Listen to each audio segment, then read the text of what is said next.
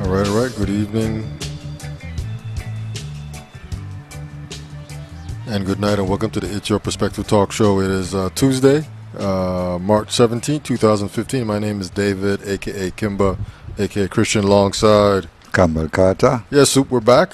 Another week is upon us here. This is the It's Your Perspective Talk Show every Tuesday, Wednesday, Thursday, 8 p.m. until. We do have a telephone number. You can reach us at 340-201-9005. You can also text us on that number as well. Most importantly, though, you have to go to our website, streaming live from the vi.com, in order to see this show. Go to that website, streaming live from the vi.com. And guess what? You'll see this show. Just click on the tab on the top that says Watch Us Live. And guess what? You'll see us live. We do have a very special guest in the studio tonight. She was here before. She was making a run for the governorship of the Virgin Islands. Didn't make it, but she's coming back to talk to us a little bit tonight. Soraya Diase Coffelt. Wave to the crowd. You're streaming out right now. But we're going to continue on real quick. Just want to say a few things here real quick. We are in the high-tech, low-tech studio, coming to you from an undisclosed location. Beautiful island of St. Croix, Virgin Islands. No radio, no TV. People always stop us and say, hey, man, what's the radio station? And I say, well, there's no radio station. Got to get on our website. Streaming live from the vi.com. Go to that website and you see all our shows. All our live shows, like right now. But if you want to see all our recorded live shows, you have to go to youtube.com and also ustream.tv, and you'll see all our shows back from April of last year. Soup, and as you know, we're pushing on 1 year next month. Yep. And we're going to have a big old party here in the studio that week, April 7th, 8th, and 9th. That'll be 1 year we're doing the show. I just want to say as well, too, we have two Facebook pages. It's Your Perspective Talk Show, one for the website, streaming live from the vi.com. Definitely want to give a shout out to CHS class of 1982. That's the class that Soup and I are representing. I want to say shout out to all our high school classmates here in St. Croix around the corner, worldwide. Just give us a shot. Let us know how you're doing, what's going on with you. Vanessa Rhythms and iGrade Records, Julie and Cherise King. We hope to see you guys soon. Come on back. And all our past guests that have been on our show, too many to mention, but many guests. We have probably close to 140 recorded live shows on YouTube and another 12, 15 on YouTube. And that's not even really all of them, but that's the ones that are there. Want to say as well that we're on Twitter. Hit us up on VI Perspective. Tweet with us. And this show's mission basically is just simply to inform and empower everyone. But before we continue on, Soup, you ready? Yes, I. All right, man. Bless that mic, man. Greetings and good night. Rastafari live. The greatest secret in life is that reality is nothing more than illusion. The physical world does not exist outside of our own belief system and the filter of our own mind. We are, in fact, subparticles of Jah experiencing creation itself. But as subparticles of Jah, we have swayed over these creation. Everything you have experienced in life, every event, occurrence, object, and person is nothing more than a figment of your own thoughts, beliefs, and words. The problem is, most of us are still asleep. The problem is, most of us are still asleep. When you understand this, your entire world shifts and you come to realize the true meaning of life is thus like a lucid dream. We have total control. Yeah, Soup, that's the It's Your Perspective poem. Yes, Soup's been blessing us from the beginning, April of 2014. Every night, every Tuesday, Wednesday, Thursday, some Fridays, some Saturdays, and even some Sundays. So, yeah, today is Tuesday, March 17th. And we're just going to move on here. We do have a very special guest in the studio tonight. There she is right there. I want to say welcome back. Thanks for coming out and spending some time with us. Yes. Yes, thank you very much. It's great to be here again. So we just wanted to have you come back and talk to us a little bit about what you've been doing. You know, that's the thing that people want to know. If they didn't make it in office, so what are you doing? How are you preparing for the next 2 years, or if you're going to run for governor again the next 4 years? Well, I did serve for 10 days as acting attorney general. And since then, since leaving that position, I've reopened my private practice, and I've started a movement It's called Justice for the Virgin Islands, or Justice VI. We do have a website. It's an anti-corruption movement. And the website is www.justicevi.org. And it discusses what we're seeking. And first of all, as part of the anti-corruption movement, we're seeking an independent Department of Justice and an elected Attorney General, as well as an independent Inspector General's office. We have to go to Congress to revise the revised Organic Act of 1954. Not significantly, just adding a few words here and there, or taking out some words. So it's a simple amendment of the law, but it's a process to get the people of the Virgin Islands behind it, the legislature of the Virgin Islands behind it, and then moving on to Congress. I believe a strong anti-corruption measure coming out of the people of the Virgin Islands. I don't see an obstacle with Congress, but Congress has to hear the people of the Virgin Islands speaking. First, yes. Yes. First. And okay. so far, how have the people been receptive to this movement? Well, we have an online petition, and we have over 600 signatures. We started, it's been about a month in existence. We have about 600 signatures online, and there's signatures from people all over the world. Right. And we have paper petitions that you can go on the website, actually download a petition and print it out and then take it around the island, whichever island you live, and get signatures on paper. So we're asking people to sign the online petition, download the petition and print it out and actually get signatures as well. So that's the major push. As I mentioned, we have over 600 signatures, but we want to have thousands. We want to speak with a very, very loud voice. It's an anti-corruption measure. We should have an independent Department of Justice, a Department of Justice with an Attorney General who's going to be representing the people of the Virgin Islands. And that's the checks and balances that we need to have in our system. Okay. So the Attorney General is the I guess the top attorney, lawyer for the people. Yes.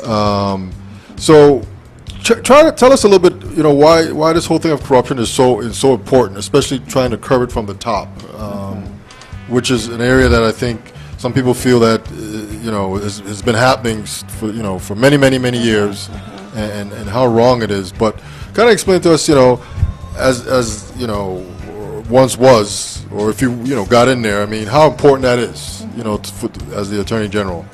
Well, I was the one that came out very strongly with the anti-corruption message as candidate for governor. And my message really resounded with the people. And then the other candidates started to come on board with the message. What we have is, we see it everywhere, and we hear about it.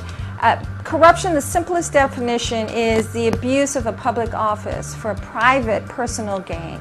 And how many times have we seen it personally ourselves, or we've heard about it? And unless action starts being taken against those who are really taking advantage of the people of the Virgin Islands, because this is people who serve in public office and are corrupting the system for their personal gain.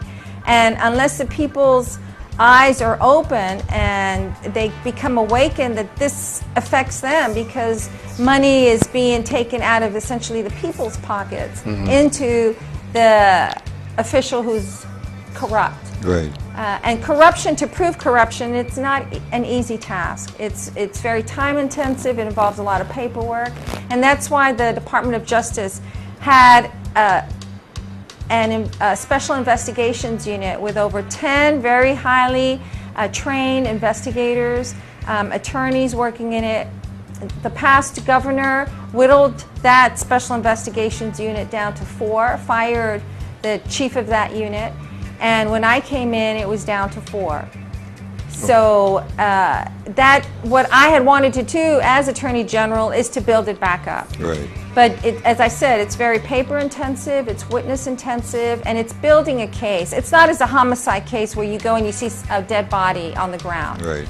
And you have to look to find out who committed the crime. No, it's a lot of, because you're dealing with money. These could take and you have years. to, yeah, and it's very painstaking. So not every attorney and not every investigator is able to do that. So they have to be highly trained in that, and that's white-collar crime and that's corruption. So that unit needs to be built up. Okay. And you have to have a very strong unit that's going to go out there and do the prosecutions after gathering the evidence. Okay. So the independent attorney general, so we don't have one right now, right? So it's really the attorney general structure as it is. And Yes. you want to create sort of a separate, like sort of a dotted line running parallel Yes. to that. Right. So I guess when cases come in, the attorney general reviews it, and then you would review it too? Sort of in a Well, the Attorney General is the head of the Department of Justice, and the Department of Justice has about 40 attorneys as well as support staff, including investigators, secretaries, paralegals, etc., and accounting staff. So the Attorney General is the head of that department. And what an independent Attorney General will be a check against the governor, a check against the legislature, a check against the judiciary. So, and as I said, our law provides that the Attorney General is supposed to review matters in the best interest of the people of the Virgin Islands. So that's the people's voice there. But if you don't have a check on the governor, on the executive branch, you don't have a check on the legislature, you don't have a check on the judicial system, then nobody's looking over their shoulder. yes. So I'm sorry. So basically, sorry, that it's basically that this has been going on from ever since then. That Yes. the government has been allowed to just do what they want to do, and nobody has been able to rein them in. Okay, so that's why we see all the stuff that happen the way it happens here in the territory. Yes, yes. Okay. Yes. And again, the bottom line is the people who is the one that have been affected by it. Yes, exactly. At the end of the day, Right. is the constituents that feels the burden. That's right. But the way the law is structured, the governor appoints the attorney general, appoints all the lawyers in the Department of Justice, and most of the employees serve at the pleasure of the governor. So when you have that situation created, who are they going to really serve? The best interest of the people of the Virgin Islands, or the governor, who really their job is at stake? Is at stake, yeah. Right. Yeah. And supporting their family, supporting themselves. So it's the way the law is structured. Some governors have not used the power as much as others. Right. And so now we see governors who have come in and are starting to use that power more and more. You're talking about governors of the Virgin Islands, or just Yes. governors Yes. in general? Governors Okay. of the Virgin Islands. Okay. Yes, yes. Okay. It's nothing new. The law has been there, but we haven't seen governors use their power as much as we've seen recently. Okay.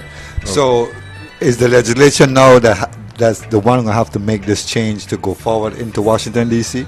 Yes. Well, what we have to do is the process that I would prefer is that our legislature passes a resolution in favor of Congress amending the law. Okay. Okay. And that's a loud voice coming from our own legislature. So Congress is not just acting in a vacuum. It Right. says, okay, the people of the Virgin Islands have spoken through their legislature wanting Congress to amend the law. So then Congress amends the law, signed by the president. It comes back down to our legislature, who would have to amend our local law. Right. But Okay. it would have the authority to do that. that. Yes. Okay. So right now, the Revised Organic Act of 1954, which is our Constitution, Right. provides for the appointment of an Attorney General. So as I mentioned, there's no big change to the law. I would recommend that we keep the appointment, but also allow for the election, so that we allow our legislature to pass a law to elect the Attorney General. We try it and see how that works out. If Right. it doesn't work out, well, we go back to appointment. But we have the flexibility that way, Okay. because of the difficulty of going back to Congress all the time to make these changes. Okay. But who will make the decision if it don't work or not? The people or? Yes, the people through our local legislature. Okay. Yes. Okay. Okay. So you have this online petition going. You got about Yes. 600 votes. Signatures. I'm sorry. Online, and then we probably have about 300 on paper. Okay. So Okay. less than 1,000. Okay. And So people are, the community at large is just in favor of what you're pushing for here. Yes, yes. Okay. And so they just want, sort of an independent dotted line to make sure that everything is I's are crossed, T's are I's are dotted, Dotted, T's are T's crossed. I'm saying it the other way here. And so the people are in favor of that. Yes, everywhere I go, the people are in favor of it. Okay. But they have to sign the petition. Okay. You can't just give verbal consent or say I'm Right. verbally in favor of it. You've got to sign the petition. Okay. Because by signatures, we show that we have the support. Yes. Because we've locked you into the support in writing. I would have thought Then there would have we been take- more signatures than that by now. But we'll just have to keep pushing it out there. Yes, yes, yes. And it's a movement that people hear it, that people are strongly in favor of it. Why they're not signing the petitions are, there may be a variety of reasons. People afraid to do that right now. Some people wanting to give the new governor a chance. But I say it's not an anti-this governor, an anti-MAP movement. It's a pro-people's movement. Yes. Because this is an attorney who's going to represent the best interests of the people of the Virgin Islands, and we do not have that now. I'm surprised we were able to get along without one this far. I mean, you would think that this would have been already kind of in place at some point, in the future. Yes. I mean, from the past. Yes. So, for example, we have the situation with Jovenza and St. Croix. You would have an independent attorney general who would be able to analyze that and say, and look at it in the best interest of the people of the Virgin Islands. You would Right. have the governor with the governor's own staff. You have right. the legislature. So you have someone who's going to represent a voice or be the voice for the people and say, I've analyzed an agreement and this is how I feel, certain changes should be made to it, but at least there be a voice, a check on what the governor does, the executive branch, and a check on the legislative. Right now there's none. Okay. What we have is would be the governor coming out, the senators coming out, and trying to explain things, but who is really the legal representative saying this should be included because this is in the best interest of the people. We Okay. don't have that. Okay. And so you're the founder of, you said it was Justice VI? Justice VI, Justice, yes. and you're the creator, founder Yes, yes, of that? Okay. yes. Besides that, what else have you been doing? Well, that's taken up a lot Lot of of my time? time. Yes, Okay. yes. As I mentioned, I've went back to private practice. People don't understand that in order to assume the position of Attorney General, I had to close my private practice. Everything, you had to shut it Yes, down, right? yes. Right. And so after 10 days I served, I had to go back now and reopen it. Thank God I was able to get a lot of my clients back. Okay. But it's hard once a client has transitioned to another Another attorney attorney, to yes, to yes. come back. So I'm building that in, but also something that I'm very passionate about is working with our juveniles, working with our youth, working with our children, because I believe, and this was a strong message during the campaign about literacy.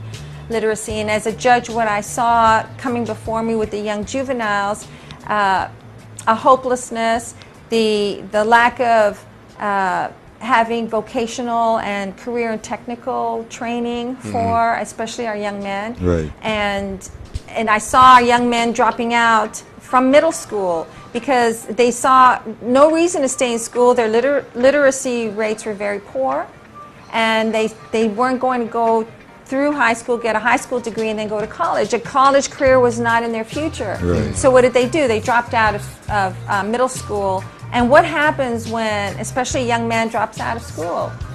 More than likely that he's going to get involved in crime. Yeah. And unless we have alternatives to keep our young men in school, why do I talk about our young men?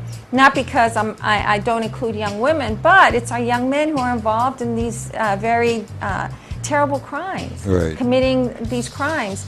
We've had 10 homicides this year. Already this year, Already. Yeah. And that is shocking. That's very shocking. And what is it also? It's gang violence. Many of our public officials keep their head in the sand and say we do not have gangs. And that's ludicrous. We have the Crips, we have the Bloods, we have the colors, we have the signs, we have the gang structure.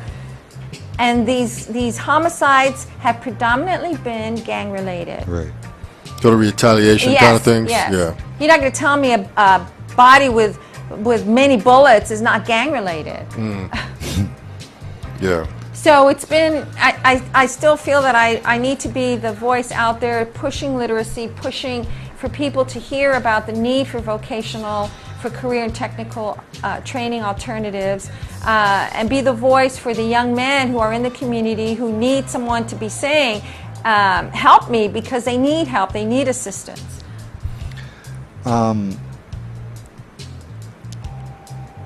I agree with you 100% too, but I think that we need to go a little one step further too, because the parent in the home, something has to be wrong, because for a seventh grader to come home and say he's not going to school, and an adult to accept that, I always find that to be a serious issue for me, because I can't fathom it.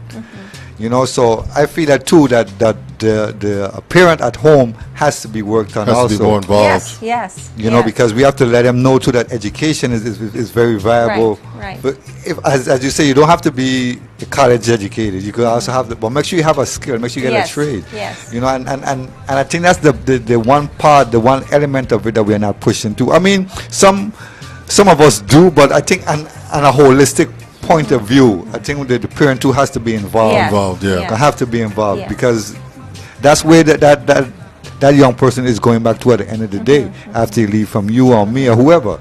He's going back home. So that adult at home has to be informed and wants to be a part of it too. Involved. He wants to be You know involved. what I'm They want to be saying? involved Yeah. in a But usually, person. what are you looking at as the parent, the mother? Because we have so many fatherless families. Yes. So you have a mother usually with more than one child, working hard during the day, coming home, maybe working 2 jobs, coming home, having to deal with children, and then you have a teenage son who you're trying your best to deal with, but is very rebellious, spends a lot of time with his friends. And I saw that. I was 2.5 years as a family court judge. Okay. And I saw it coming through the courtroom. And I had one case where I thought, okay, I'm going to think outside the box. I'm going to bring the father to court. So I actually brought the father in, had the father subpoenaed to the next court hearing, had a marshal serve the subpoena. The father came in, and what happened? It was a father against the mother in the court hearing, and the young man stood there with his head down. And see the battle that's Yes, and so I realized a father can't just step into the life of a child right then, and I'm sure they've had many arguments before. Right. But that didn't help the situation. So what do? But what leads a young man into the gang life is a family, is the friendship, the easy money, Yes. and Feel like you belong yes, Right. yes, to something. yes, yes, Yeah. yes. That's unfortunate, man. But just like how you could have bring the father into, that's I mean, that's a program that could have started to look at that whole Yes, situation. yes. You understand me? Yes. Because as you said, it's not just to bring him in at that moment. Yes, But yes. but gradually, I mean, it's something you have to break a hand to get it done. But if that's what it takes, that's what we got to do. You know, so that's a good point. Yes, Yes. yes, yes. Yes. So you have these young men who, for lack of a better word, don't have much hope in their future through the conventional way. So they become involved they drop out of school and become involved in criminal activity. And 10 homicides this year, I mean, that's shocking. That's outrageous. Yeah. from That's March. that's happening.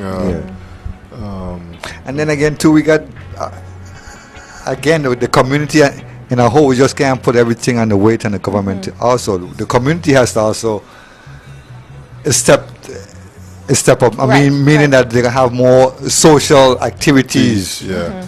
to go along. Because I mean, it's been studied and documented. Once you get these social these social programs in place, the crime rate is going to drop. Once they see that there's hope for the young person also, you know. So we as a whole, I see all of us have to be involved in this whole thing to make it done, because we can't sit back and point and say, well, look at what happened. Because I feel if one person is affected in our community, the whole community is touched, hurting. yeah, it's You touched by understand me? it. So any which way, if one person makes it, all of us make it. If one person does, all of us don't make it. Yeah. You know, so it takes the whole of us to come in and step up. And I feel that we need to start to do more programs. The EDC companies, these other, the government has to put more social programs at hand, stop cutting back. And we know times are hard right now, but you have to make sacrifices where the sacrifices really needed. And then that says a lot in our education system also. If a 7th grader he going through 7th grade now and he can't read and write, then what has the teacher then been doing? He was just being socially promoted all for those 7 years. Yeah, he's basically just pushed along. You know what I Just mean? pushed along. You know, it's not my problem now. He's Right. he goes put it on off to the next somebody grade. else. But again, when you push it off, it's going to become something greater, because then it might not affect you now today, but later on down the road, it might somewhere or the other. Yeah. You understand me? So something's missed. Something will find itself missing from that equation there. And come back. You know. There's an excellent documentary out. It's Gangs in Paradise that was produced in 2010, and I watched it. There's a young man on there named Lakeel Wade, and he was 19 years old, convicted, serving 5 years at Golden Grove. So they interviewed him as part of this documentary. Right. And he talks about how he shouldn't have gotten involved in gangs. He says he's talking to or giving advice to others and saying, I should have listened to my mother, I should have listened to my grandmother. And I watched that documentary. Lakeel Wade, and the documentary was produced in 2010.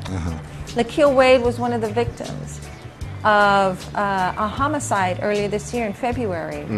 He was one of the bodies that was gunned down. Now here he is. What happens, he's in Golden Grove. There's very little rehabilitation, very little teaching of any type of career or technical skills. He comes out, what is he going to do? Goes right back into the same element to where he was at. And then he gets caught up in that, and here he is giving advice on this documentary, and then he's a murder victim himself. Yes, and the newspaper reported on a Sunday afternoon he was sitting down to eat dinner, got a call, got up, left, and then was executed. So, you know, my heart goes out to his mother, because you look at him, and I saw him as somebody that could have been rehabilitated. Yes. But there wasn't anything available for him in place. Exactly. Yes, and here's a young man in his mid-20s. Yeah. And so how many more do we have of those? Many, many, many more. We have those outside that are getting into this, dropping out of school because they see no reason to stay in school. And then we have those already in jail, our young men in jail. We have them at YRC. We have them in the adult prison. And then what's going to happen when they get released? Right back into the community. Yeah, because there's no, and then too, YRC too, that's the next issue in itself there too, because the rehab is not taking place. No. It's definitely not taking place. And as a judge, I was very reluctant to send a young juvenile into YRC, because I was told that they would learn from the more advanced, more sophisticated youth that were in there. So I was the kind that I would threaten, and then many of them I had to send. And I would start with a weekend just to show I had the power. Right. But, you know, it's hard, because you don't want them to learn from the more sophisticated, more mature youthful offenders in there. But that's the same thing that happens when they go into the adult prison. You have a young man, 18 years old, he's an adult, goes into the adult prison, he learns from the elders in there. Elder prisoners, Yes. Yeah. So there has to be a strong understanding that education alone is not going to stop this. We have to get the technical, the career, the trade skills backing, get them back in with a vengeance, and keep our young men and women in school and give them the alternative. Why can't they graduate with a degree in some technical field? Yes. They do that in the States. We should have our young men and women having these opportunities here. Yeah. And this is solely not being done because there's no money. They say there's no money. But you know, one time, because I graduated out of Central with two diplomas, one in air conditioning and the regular and the regular degree. Academic Yes, degree. yes. You know, so we used to do it at one time. You know, but I see yesterday or this week they're having career weeks in the high schools, Yes. where they're inviting the junior high school students into the technical schools now. Good, good. And they actually line the students is the one who's making the presentations. So the students are seeing students doing welding, doing carpentry, Very good. doing hair salon and all those other career technical things. So I said, well, this is a start. I said, this is Yes. a good start Yes, right here. yes, You yes. know, so more of those programs should be pushed, you know, and we should be pushing vocational tech more, Yes. Yeah. yes. more. But you say you think there's money there, so I guess obviously it's not being spent for that, obviously. Yes, yes. Okay. Yes. Okay. And we have businesses that I'm sure would be willing to donate money to have students come on board, train in the school, then work with them. And then when they graduate, offer them a job. We have that happening with Innovative a lot. And with my late husband did not have a high school degree. He earned a GED.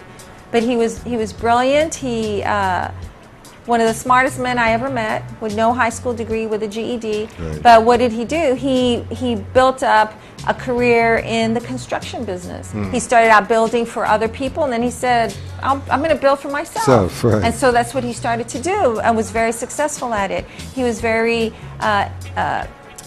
influential in the Rotary Club in St. Thomas. So when he passed away last year, I spoke to the Rotary Foundation. I said I would like to establish a high school scholarship, but I wanted to go to a young man or woman who's going to go into a trade school, not to college. Right. And so the first one was given out last year, and it's a new idea, it's a new concept, and I want to push it more and more. Let's have scholarships available for students who need the money to go to a vocational, to go to a more technically advanced school, not necessarily a college. And let's have that money alternatively available. So I'm opening up, I'm talking more to businesses, and trying to convince them, let's offer our students different alternatives and not one going to college. Right. Yeah. So if a young man or a young woman wants to go and learn, whether it's learning some type of machine at the hospital, some medical machine, learn to be a court stenographer, into welding, into auto mechanics, let's have scholarships available for them, not always college scholarships. Yeah. Yeah. So let's think outside the box. yes. Yes. I hope this stuff is being thought through, stuff that you're saying, because I mean it does make a lot of sense. I don't know why this isn't really happening a little faster, you know. And my one of my whole thing too, Soraya, is that we keep hearing that our youth, Yes, but then yes. when we look at see what is there for them and what's been presented to them is really nothing. It's really nothing. You know, because I feel the system has failed. I feel the education system has failed them. You know, because for a young person to be in, and I see too a lot too.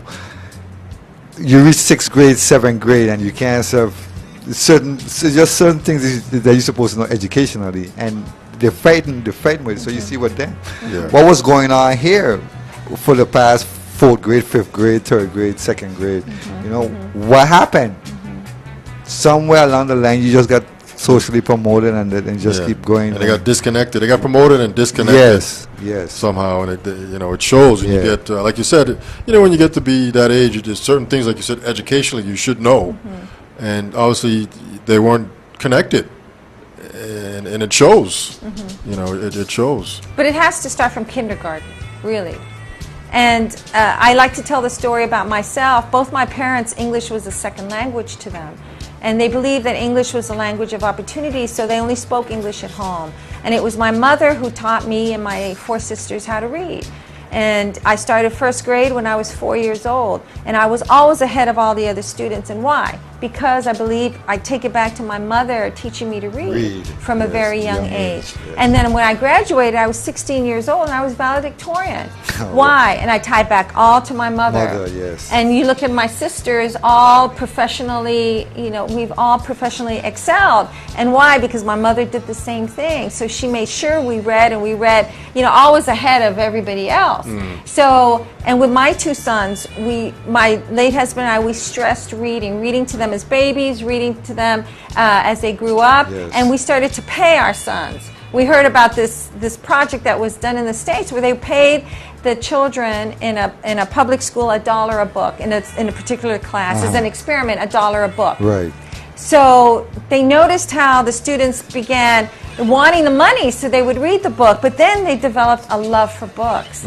So my husband and I said, even though we were readers anyway, we said, let's try that with our son. So we started it with our oldest son, $1 a book. And soon it was a small book for 50 pages was $1, and then soon it was a book 100 pages was $1. Then it was a 200-page book for $1. Soon it was he didn't even remember the money. It was a love for books, and the same thing happened with our youngest son. And people today, they're in their 20s, and they come and they're reading at the airport, or they're reading when they're waiting to get a haircut or at a doctor's office. And I've had people come up to me and they'll see my son, one of my sons with me, or both of them, and they both have books. And now you have books on the phone. Yes. And they'll comment to me, they don't see young men reading books. But why? Because we started You have to it from instill young. it from young. Yes. That's right. Yes. That's And right. what's $1, really? And then you develop the love of books, the love of reading in these children. And so it starts from very young age, and it's just enforcing it. So I think the teachers in Head Start, the teachers in kindergarten, the teachers in 1st through 3rd grade, they need to be retaught the importance of literacy. Yes. And we need to be testing each year those students that are falling behind, get them up to par, because they say at the end of 3rd grade is the most critical point That's of right. testing. That's because right. when you go to 4th grade, the learning changes from That's learning right. to read, reading to learn.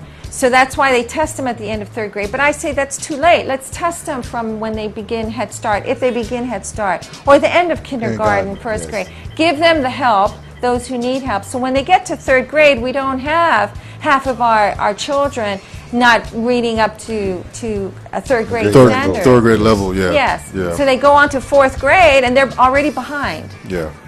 And then they fall behind 5th and 6th, and it's just a huge cycle percent of, continues, yes, yeah. it continues because there hasn't been that intervention. Yes. We start from young, the intervention becomes more easy. Yes. It becomes, I tell them, you do some 21 days, it becomes a habit. So Yes. you got to just Yes. push it.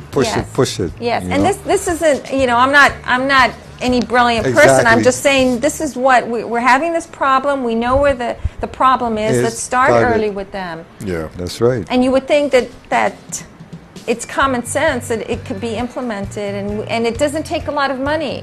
All we need are people who are trained, understand the importance of literacy, work with the children, make sure they're learning to read, they're tested, and those who need help are given the help. Yeah, Yes. they need, yeah.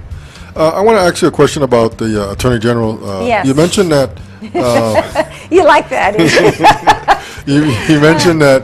I guess it was 40-something states that have 43. 43. that have And elected. elected.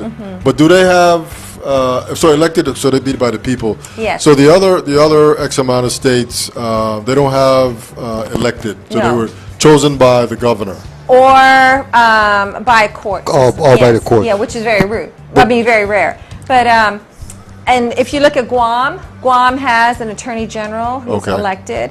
The Northern Mariana Islands, they just went to electing an attorney general. Why? Because the attorney general who was appointed by the governor was criminally prosecuted, and the governor was criminally prosecuted. Okay. So as a result, the people said, we want to elect our attorney Attorney general. general. Okay. So you see, the election of an attorney general comes because of problems. Problems, right? Okay. Situation. People don't just continue and say, okay, we're going to continue with the same, do the same thing. over Okay. and expecting a different result. Okay. And that's what we're doing here. We're doing the same Same thing thing. over and over and expecting a different result. Very much Okay. so.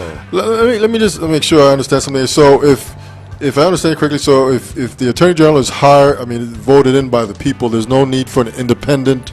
No, the Department of Justice should be independent. Independent. When I say independent, Independent. I mean that the legislature has a specific source of funding for the Department of Justice. It's Okay. not part of the, technically, because it's part of the executive Executive branch, branch, but so- we cut off the power that a governor has over it. Okay, I So got the you. governor would no longer appoint the attorney general. The attorney general is elected. Okay. So then the attorneys that are hired, they should be professionals.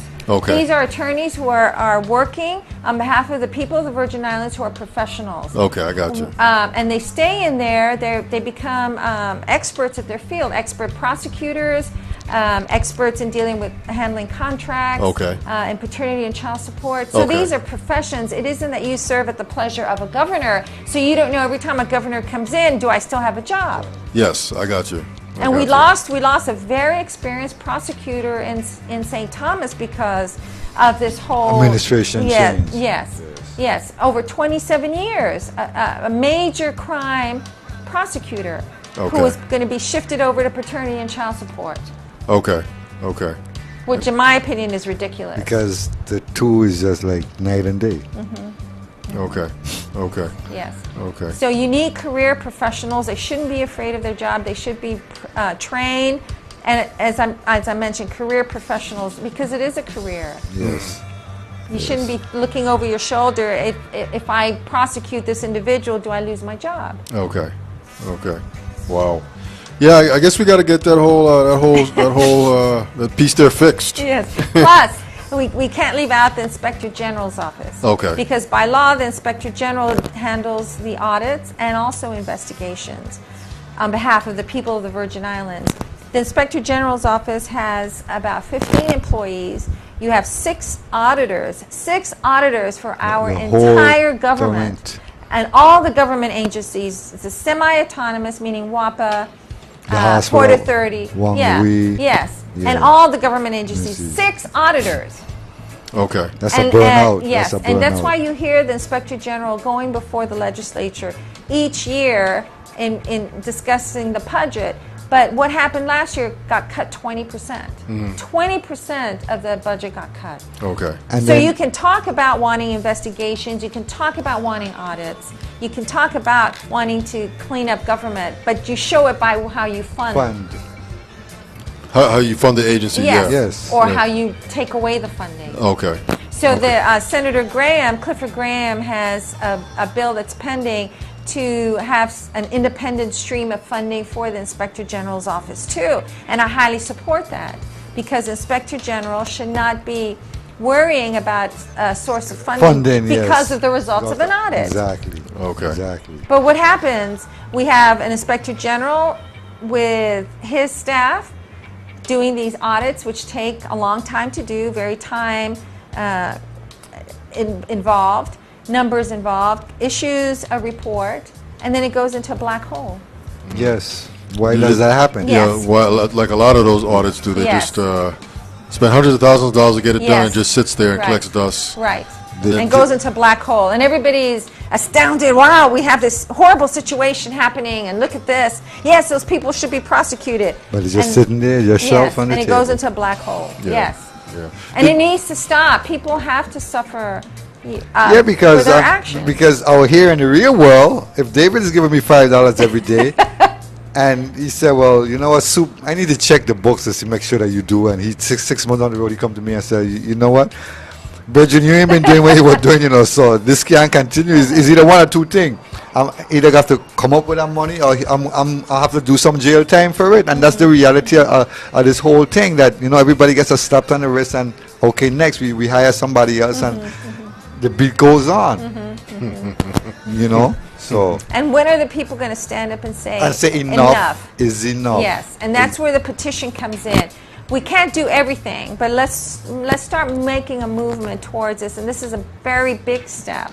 And I think once the officials see that there's a petition going around for corruption, I think they will have to curtail what they're doing and Yes. start to listen. Yes, now. exactly. You It isn't understand me? just, she lost the election and now she's doing Good this. that. No, it isn't It's a that. legitimate Yes. cause, a legitimate reason what's happening here. So, and we Exactly. want explanation. We want to know. So How has the the present Senate are they sort of on board with this what you're trying to do here? I haven't started approaching them. Okay. They're in a honeymoon period. Again, it's not.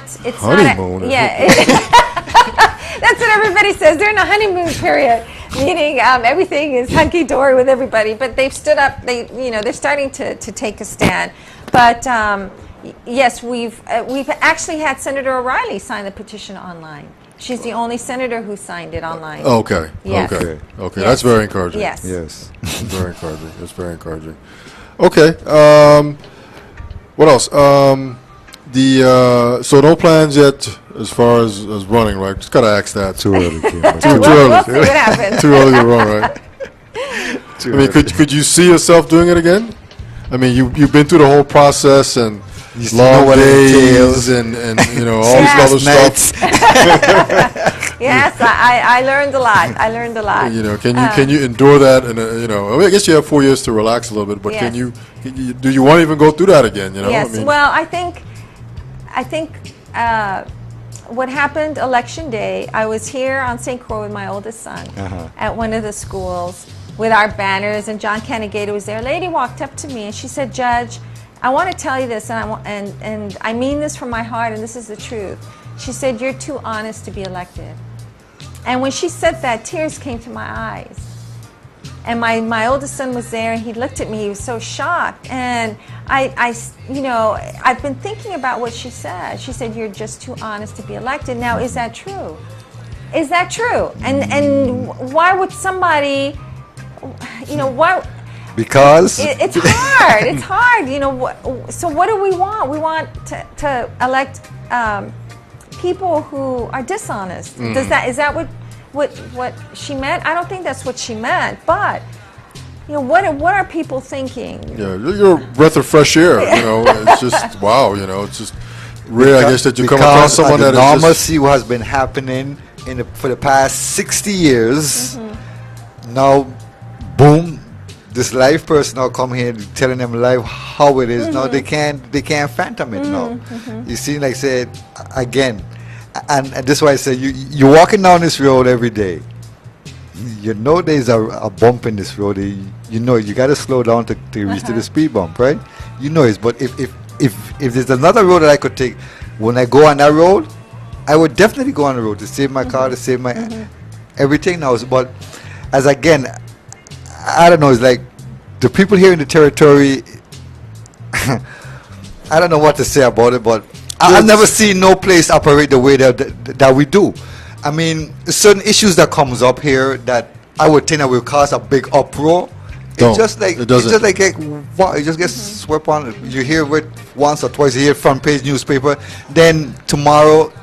And then the funny part about it too, Judge, is that every corner you go in on the streets, on the road, Kimber, you're hearing people talk about it, you're hearing them gossip about it, but still, when it's time now to take that next step forward, nobody wants to go forward. It's excellent water cooler talk. Yes. And that's just it. Yes. Yes. Yeah. While all of us have been really damaged, have been affected really, really bad by the situation that's going on, so I felt that she was telling you, continue to run. Yeah. Continue to run, right? Okay.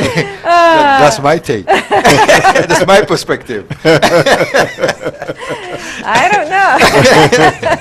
That's an interesting perspective. But yes, and we'll see, right? yeah, we'll see. We'll see? Okay. Okay. We'll see. Okay. You got 4 more years, and if not for that position, there's something else that you could do out there that will benefit the people of the territory. Yeah. Oh yeah, because everything you're saying makes sense. It's just Definitely a matter makes of sense. It's just getting everybody on along board and doing it. that wants to get on board. I mean, and not necessarily want to, but I mean, has a moral and a principle behind of them.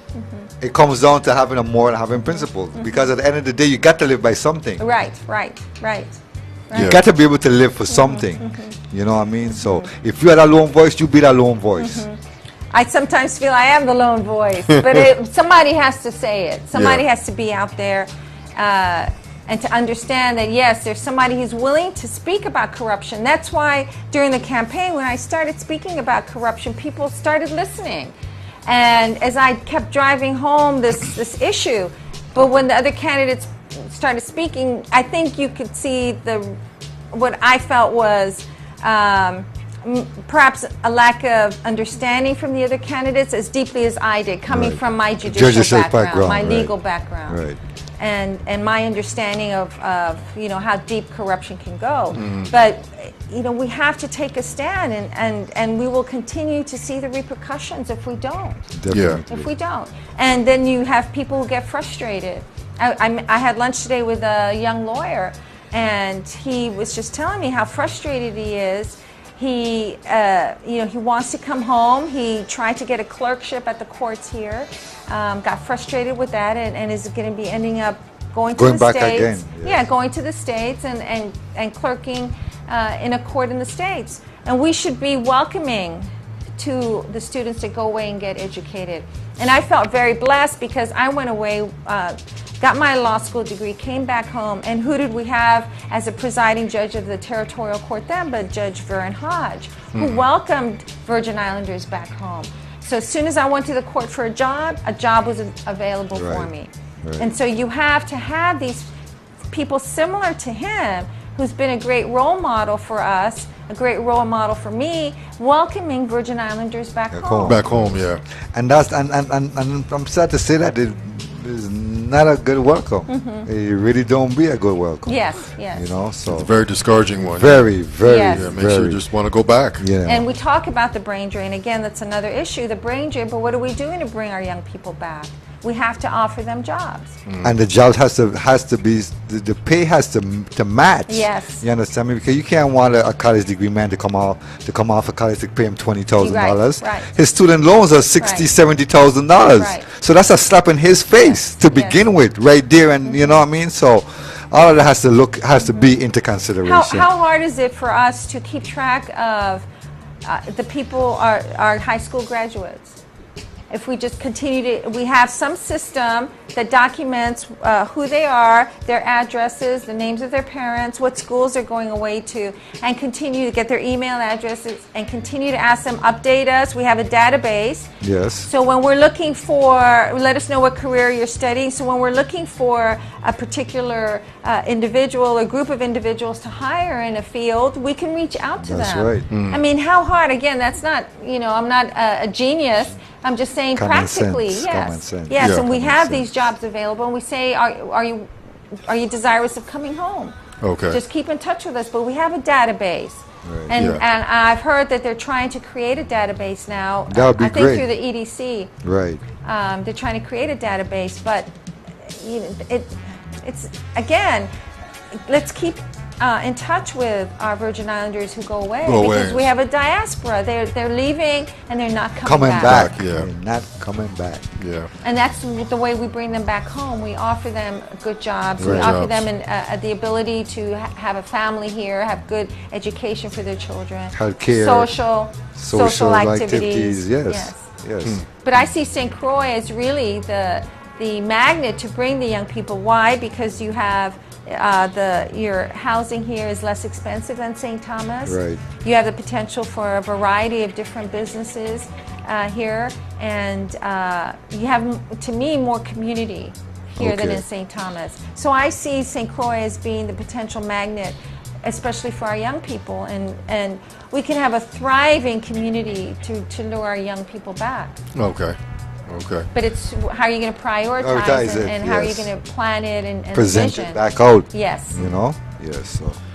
Wow. Our guest tonight is Soraya Diase Coffelt. She was here some time back. I think it was September 23rd. Really? Yeah. Yes. With John Kennegator. Yes, with John Cannigator. They were here and they were running for office. Didn't make it, but she's continuing on with some other stuff that all sounds very important. It needs to be implemented in some capacity in just our day-to-day life here to make things better for people that live here and trying to get the young people to come back to want to stay and raise families, you know? And we got to fight the corruption. We got Yeah. to fight corruption. And we gotta fight the corruption from the top. corruption from the top down. So I just wanted to ask you another quick question here. Just give us your quick thumbs up, thumbs down on how things are going so far in your opinion with the present. I'm going to put my thumbs this way. Let me flip over here to the live screen here. I'm going to put my thumbs this way. I'm not sure what that means, but and I'm serious. I was here, and now these guys are still on the honeymoon, and you hear these news reports and stuff, and I'm just a little disappointed, man. Honeymoon. I keep hearing officials taking trips, you know, and trips are being planned and being made, and again the business of the people is at hand, and nothing has been done, you know. I mean, I must say one thing how we have seen one improvement since we started this show, Kimber, is that our WAPA bill has gone Yes. down. Yes. You know, I got to give kudos to I gotta give WAPA. kudos to WAPA. Yes. I must say that 3 months in a row now it has Yes. dropped. Yes. Okay, so I don't know gonna be the 4th month, but I know 3 months in a We're row. holding our breath. Yeah, you know, so you know. Yeah, and hopefully everybody else's WAPA bill has went down too. Yeah, you know, That's what we needed. It helps. It does help. Yeah, for because sure. it brings business into the territory, create jobs. You know, it stabilizes the economy. Definitely. You know, so that's a big major issue. Energy. We have an energy crisis here in the territory that needs to be addressed, and I guess WAPA is going into that right direction, some part of it. But we still feel that me personally, that there's much more that could be done, because there's the wind, there's the sea, there's the volcano that you could tap into. There's a whole bunch of other energy sources out here that we could really tap into it, but we take one day at a time as they come. Yeah, Yes. and we're on the right track. I feel confident saying we're on the right track Yes, with yes. WAPA. Yes. Bill is going down. So, Yeah, that's the right track. Yeah. And more than 25% Definitely. for right now. Yes, So yes. let's you know, let's give kudos to where kudos is due. yeah. So So is there anything that you wanted to say? You know Well, that. in regard to the anti-corruption movement, there's one that's going on in the United States. Okay. And it started in Tallahassee, Florida. 4 people around a kitchen table, and they were very successful. They were seeking 9,000 signatures on a petition. They got 20,000. wow. It went to This is recent, right? As yes, in- yes. Okay. They had a vote November last year, and the people, apparently by their law, the people are able to have a vote if it passes and the law is adopted. So the first anti-corruption law has been passed in Tallahassee, Florida. So it's against big money in politics with lobbyists. Right. It's people can contribute to campaigns $100 and get a rebate. So it's really going after the limiting the big money in these political Exactly. campaigns, because with big money, people expect big Big returns. favors. Big returns. That's Big right. returns, yeah. And so right. there's that movement. It's called Represent Us, but the website is www.represent.us. Okay. And the head of it is Josh Silver. But they have an online petition as well, and they're garnering signatures. They're going throughout the United States, cities and states, and then they want to head to Washington, D.C. Okay. So they want to do it for every state? Yes. Okay, Yes. okay. Because every state has the law, corruption and going on. and cities. Yes. That's right. And That's cities. right. Okay. And if you look at the big money in campaigns, I don't even know how much money was spent by the big money candidates in this past election. Do we have a checks and balance Exactly. Is there a way to find out? Okay. Okay. We do. There is a requirement that we file financial accountings, but so much of the money is outside these financial accountings. Accountings. Yes, and that's why. And that's what leads to the corruption. You Yes, know, that, yes. you know, Definitely. Yeah, that We needs- don't know. We You don't get know. in, you got to come back. Yeah. You know what I mean? And then we have the senator out of New Jersey, Senator Menendez, who is up.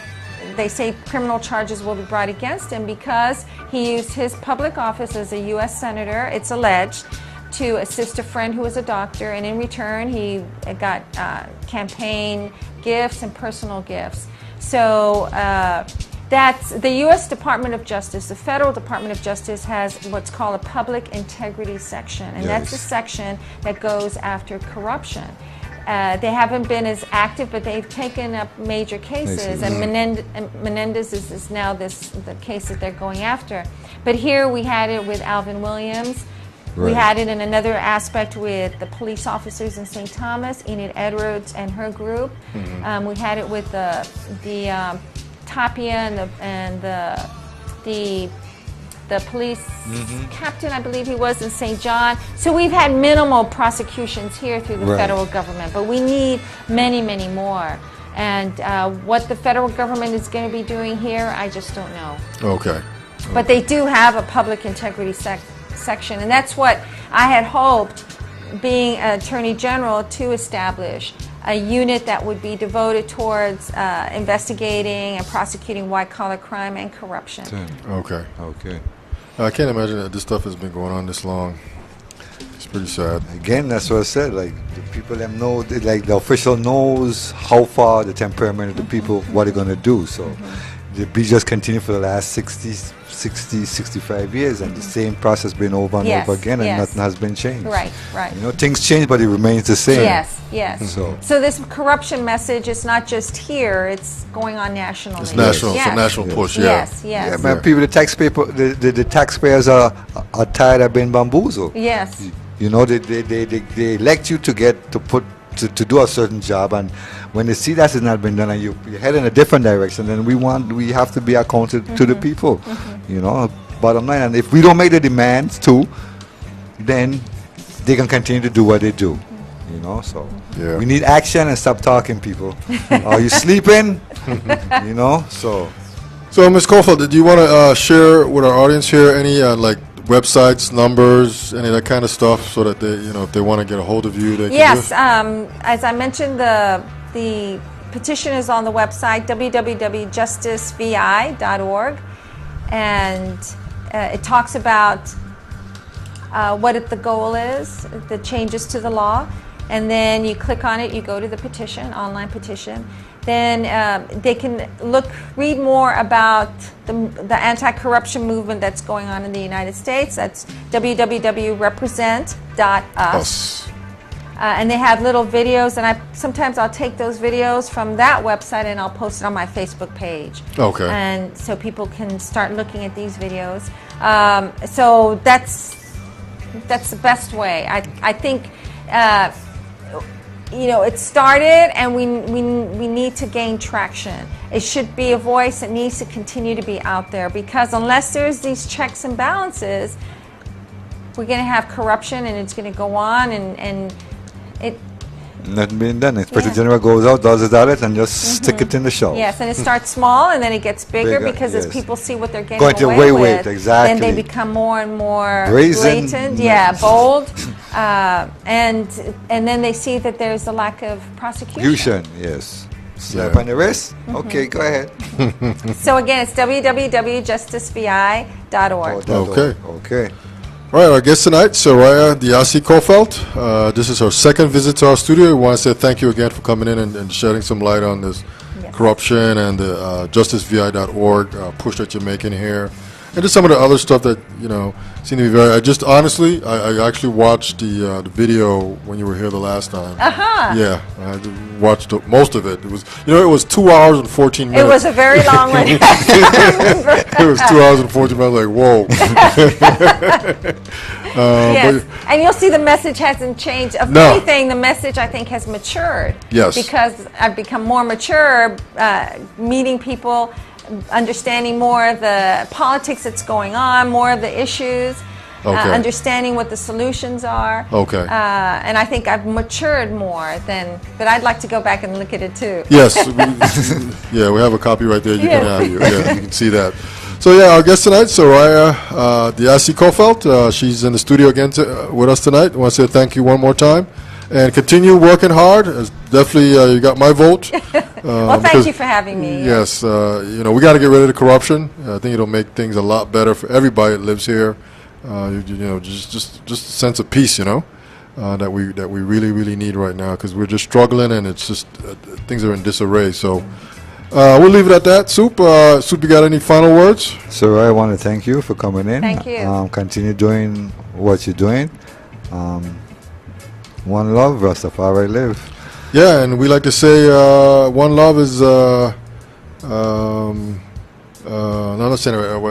perfect love. One perfect love. I'm sorry, I say that all the time. One perfect love is our prayers and His blessings. When you put it all together, you get one perfect love.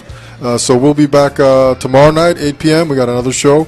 I just want to say real quick that this is the It's Your Perspective talk show every Tuesday, Wednesday, Thursday.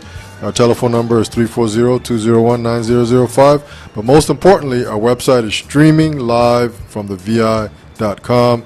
Tune in tomorrow at 8 o'clock, and you'll see our guest tomorrow night. We're out. Peace.